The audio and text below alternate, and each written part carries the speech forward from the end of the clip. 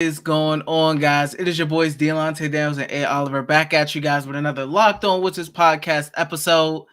The Wizards actually get a win, and they get a win in Philadelphia, which is a rare occurrence for the Washington Wizards.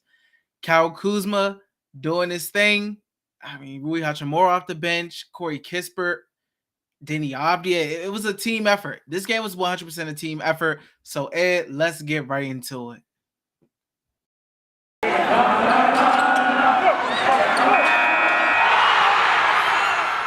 You are Locked On Wizards, your daily Washington Wizards podcast, part of the Locked On Podcast Network. Your team every day.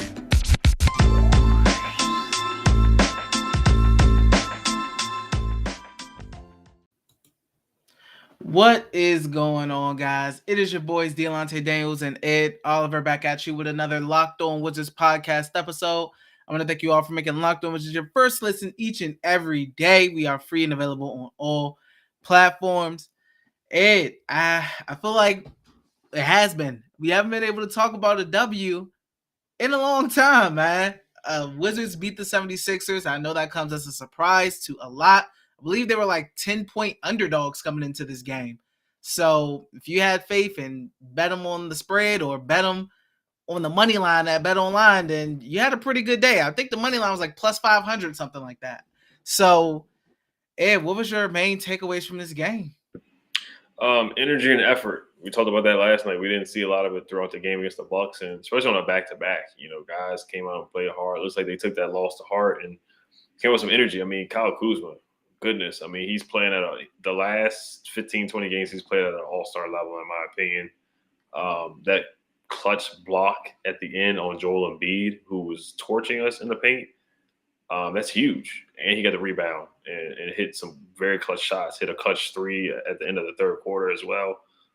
He just made game-winning plays, rebounding the ball as well. So 10 for 19 from the field. Kyle Kuzma was, he's emerging as a leader of the team too, mic'd up against the Bucks as well. But my main takeaways from the game is, we rebounded the ball really well. We out-rebounded the 76ers 52-41, and we scored 50 points in the paint to their 44 as well. And we had 53 bench points as well. So the bench came with some energy from Rui to Denny to Corey Kispert hitting clutch free throws at the end.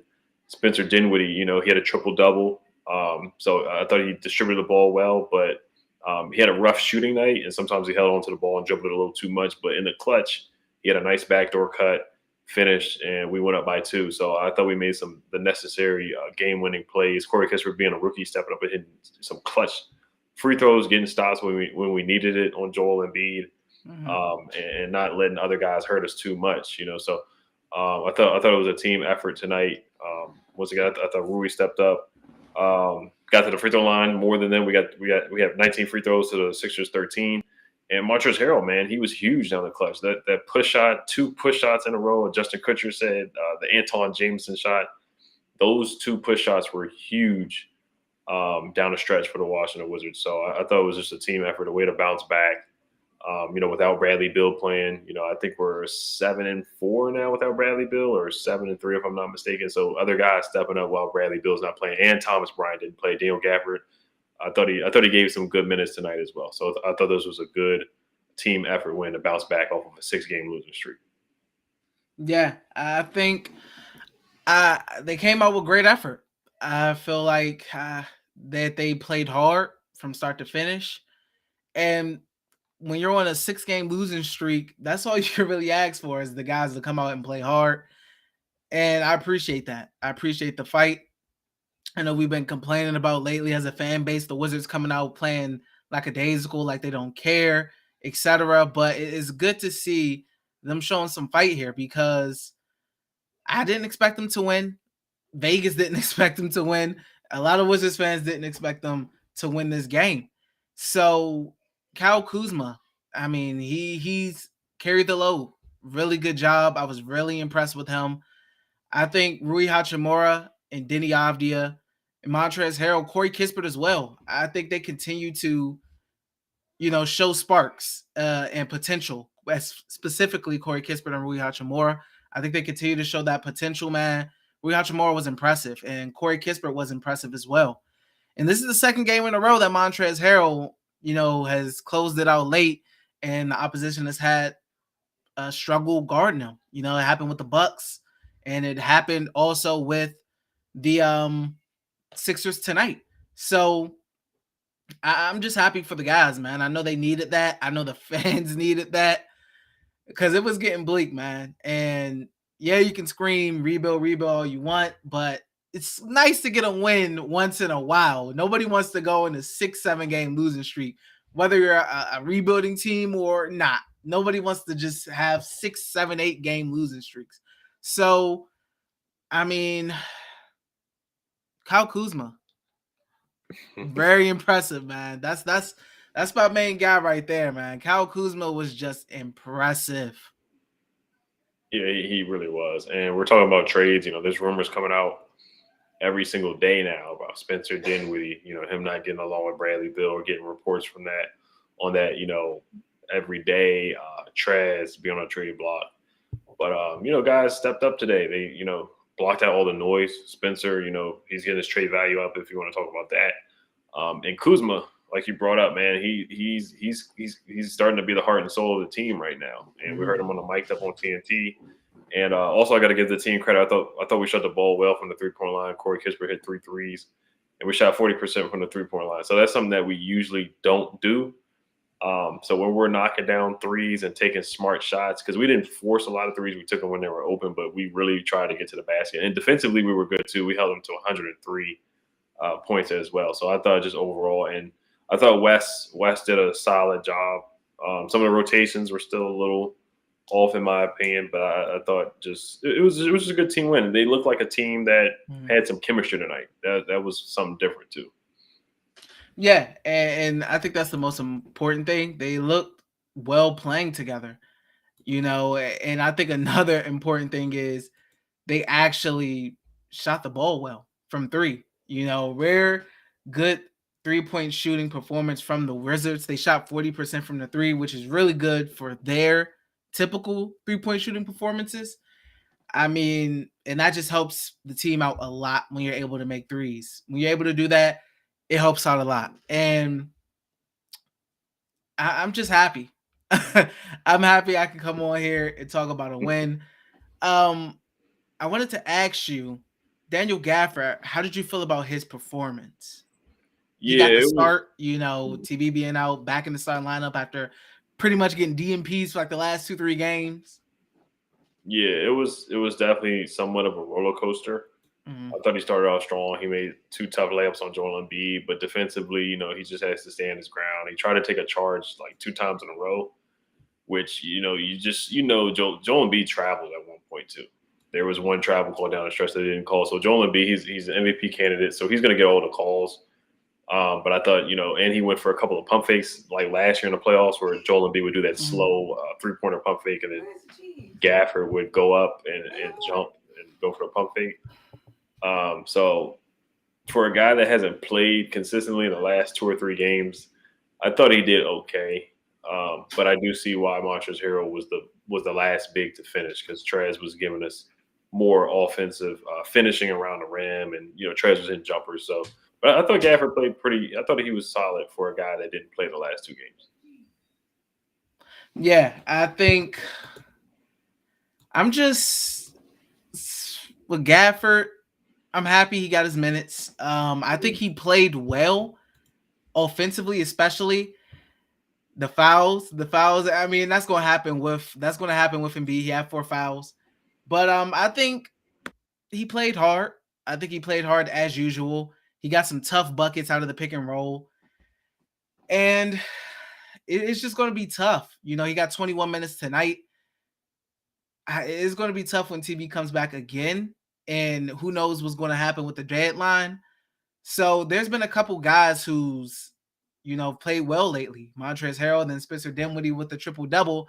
If you're looking for that showcase, you got 2 straight pretty good games for Montrezl, and then you got the triple-double, first career for Spencer Dinwiddie. I mean, some guys are being showcased right now. And then Daniel Gafford, I think he's still an important piece, man. I really do. And now, can you say, are you sure he's a starter?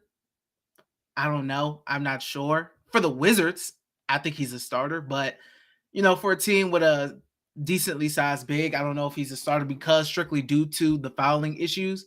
But I mean, I just love when he plays. I think he helps the team out. I think he helps the team defense so much. I really do. Um, I mean, they held the 76ers to 103 points today. And the last couple games, they gave up 112, and then they gave up 115. Then they gave up 116 before that, and 116 before that. So this is like a rare low-scoring game that they're giving up. And I don't know if you can partially attribute that to Daniel Gafford getting the start. But, I mean, well, what do you think? Do you think that's partially a reason? I think that's part of the reason. I think it was more effort tonight. I thought they did a solid job doubling Joel Embiid, getting the basketball out of his hands. So I just think the guards did a good job. Kuzma did a good job. Rui was rotating. Denny did a solid job on Tobias as well. Tobias did get his. Tobias got 18 points, which is not a lot off of 17 shots. Joel Embiid was 11 for 27, so the shooting percentages weren't great. But I just thought they gave more effort rotating. So I thought Gafford did help. But I thought Trez actually, he tried. I thought he gave effort. I just think as a whole, they just had more energy. And I think that really helped. They got back on defense too. Not a lot of fast break points given up. And we didn't really turn the ball over much to really hurt us and give the Sixers transition buckets either. So I think Gafford did help, but I want to say really it was just a team. We don't get a lot of team efforts collectively, so I think this was just a team effort. Yeah, 100%. I think in order to win a game like this against a team like the 76ers, everybody has to be all in. But before we get into some more about the game, guys, I do have a message for you all from our friends over at BetOnline. BetOnline has you covered this season with more props, odds, and lines than ever before as football continues its march through the playoffs right to the big game in a couple weeks.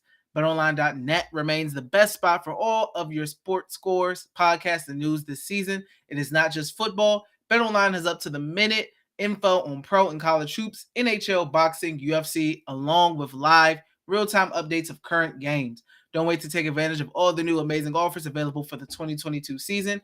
BetOnline, where the game starts.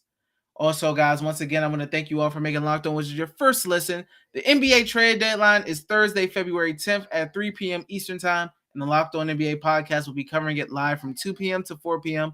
Join Kim Becker, John Corrales, and Locked On Fantasy Basketball host Josh Lloyd to get analysis of every blockbuster move. Subscribe to Locked On NBA YouTube and turn your notifications on so you know when they go live. And I want to ask you specifically about Spencer Dinwiddie. How do you feel about his performance tonight? I know he didn't shoot well from the field, 4 for 16, but what would you say? What would you say he played? Would you say he played today? Some people would compare it to some of the point guard play we got last year as far as like triple doubles and not shooting the ball well. But I thought, he did dribble the ball a little too much for my liking, like dribbling down to the shot clock and taking some ill-advised shots. I thought he did try to get to the paint more than what he does usually. But he was getting other guys involved. He did have 10 assists. He was rebounding the ball as well. And he was moving well without the ball as also, cutting to the basket, like the cut at the end to get it to 198 from Montrezl Harrell. That was a huge play from Spencer Dinwiddie. He took a bad shot, and I was like, man, we might have to sit Dinwiddie down because, you look at the Bucks game, he took some ill-advised shots as well, dribbling to the end of the shot clock. And you just know how you can just kind of see that he's just not up to speed what he used to be pre-injury. And he's not able to get past guys. So when he's dribbling the ball up, he's just so slow. They're stopping him so quickly, and then he starts dribbling the ball to the end of the shot clock. But I thought he was okay. 14 points, 10 assists, 12 rebounds. The numbers don't tell the full story, to be honest. Let me check out his plus minus. He was a +4 as well. So, I actually do take a little bit of stock in plus minus. But I think he did put his trade value up. And we all know the reports that have come out that he looks like a shell of himself from Kevin O'Connor. And also that teammates don't like him. Saying that there was a report that came out today, I want to say, that it said him and Bradley Beal are not getting along either. So with all the rumors coming out and all the stuff coming out, I'm happy that he was able to block out the noise and just come out and hoop and just play. So I'm happy that he was able to contribute to it. Didn't shoot the ball well, but he did other things. Yeah, I think when you struggle to shoot and you get the triple double, naturally, I think the first thing people kind of look at is, oh, well, how efficient was he? It wasn't very efficient, but you can appreciate him getting on the boards. You can appreciate him facilitating the ball. Uh, we know he's more aggressive when Bradley Beal isn't out. So the 16 shots isn't a surprise, even when he's struggling to put it in the basket. I mean, it's not like he took the most shots on the team. I think Kuzma was rightfully the person who took the most shots for the team. I think for Spencer, this was a good game in comparison to his struggles before and previously. It's better than the 6-point performances, 8-point performances, etc. I know personally he's happy with that triple double for his career. It's not easy to do. I mean, my personal opinion, Tommy better get on them phones, man. The value's up right now. The value is up on him. Also, I talked to you about it before we got on. Davis Bertans, another DNP. I don't know. I don't know if he'll be here after the trade deadline. I think it'll be tough to get rid of him, especially now. You talk about guys getting showcased. He's not one of the guys being showcased right now. He's firmly on the bench, like not even touching the court at all, just on the bench. So, do you just think the Wizards keep him by default because there's just no suitors and they don't want to have to add anything, a player or some kind of pick to move Bertans? Yeah, that might be the case. Kind of like with Jan Mahimi, where he was barely playing and still got paid all that money. Jan missed a lot of games due to injuries, but I just feel like Davis, it's tough to trade him unless you do attach a pick or multiple second round picks or first round pick. It's just very hard to trade him. Or you could try to do a 3-team deal, adding other players. It's not an easy thing. It's not like where we might be able to trade Trez for a pick.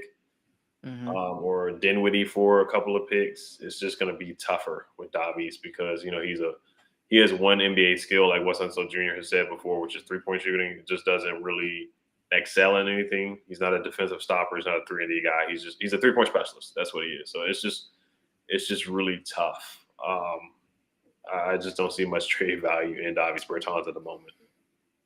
Yeah, and I agree. I think he'll be on the team by default.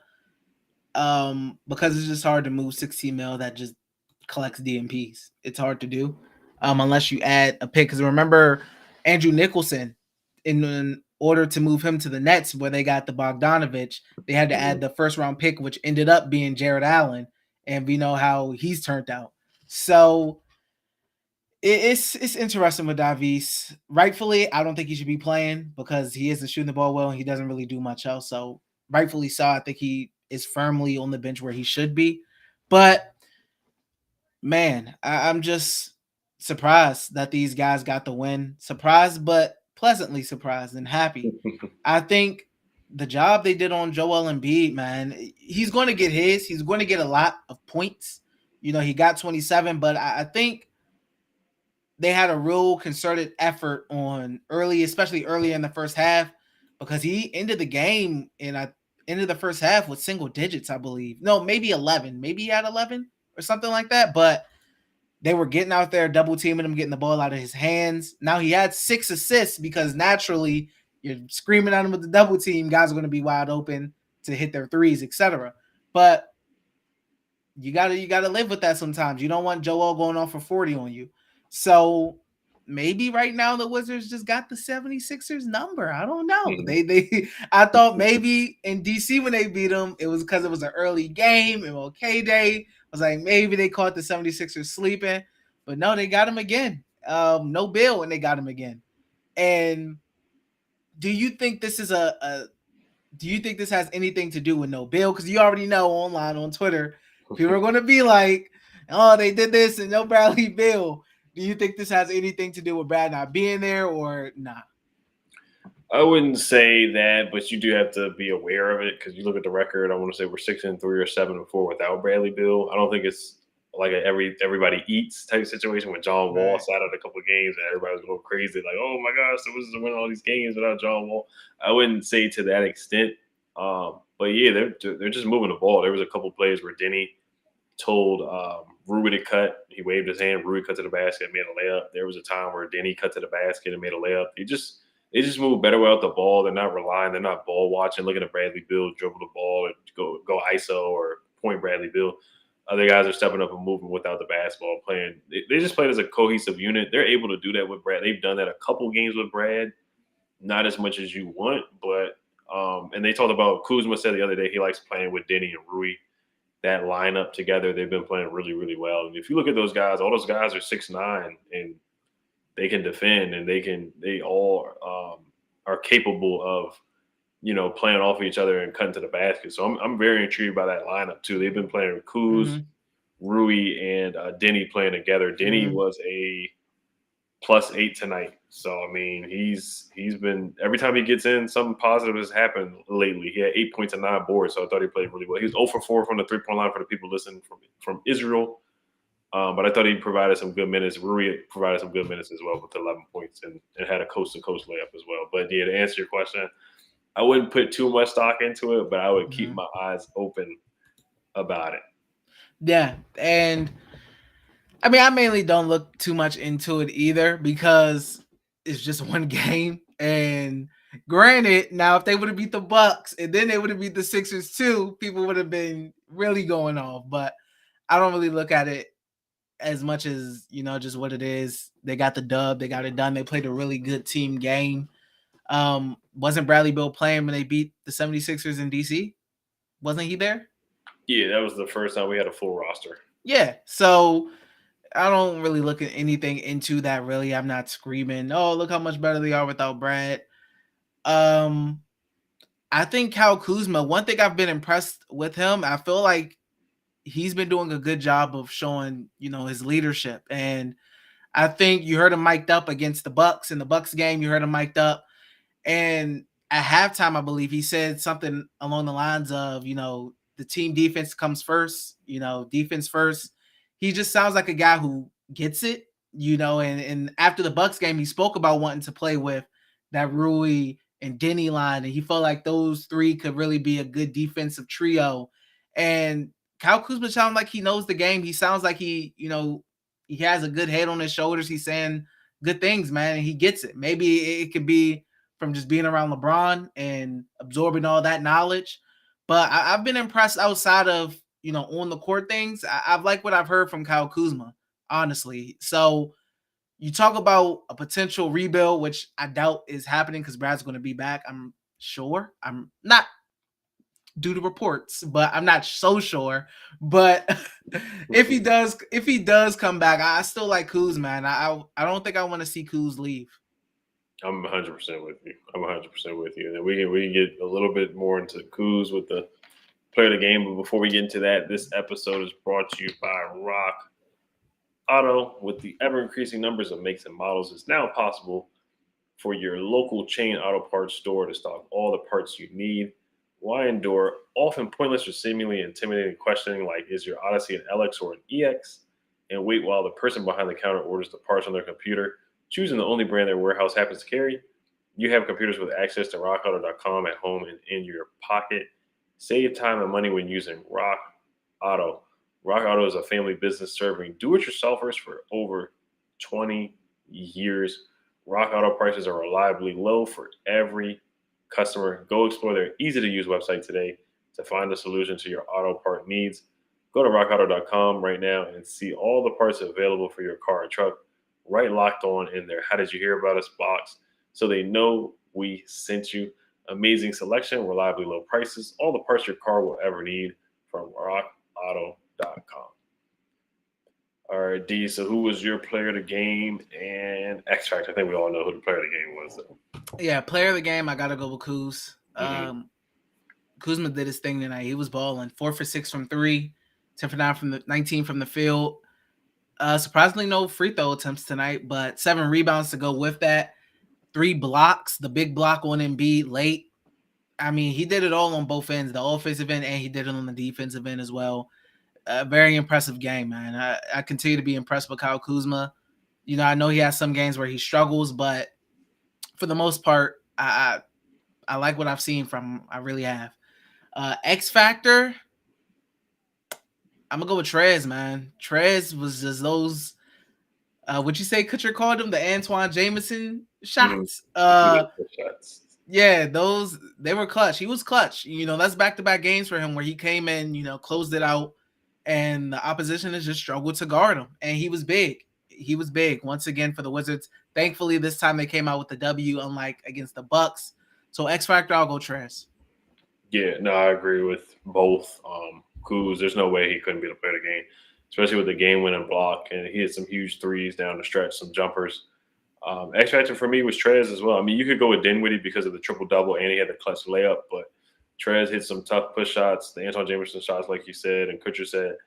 And also, I thought he walled up towards the end and made some good passes too. The Trez layup was a pass from Montrezl Harrell, so I thought he did some big things tonight, and he showed some good leadership tonight too, amid all the trade rumors and all the stuff that's going on. Mm-hmm. Yeah, I think that's really good, to see from Montrezl Harrell.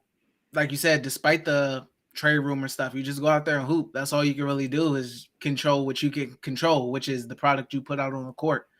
So once again, that's all we have for you guys. The Wizards, they get a dub. And for the first time in a long time, we can end this episode though with a dub, man. With a dub.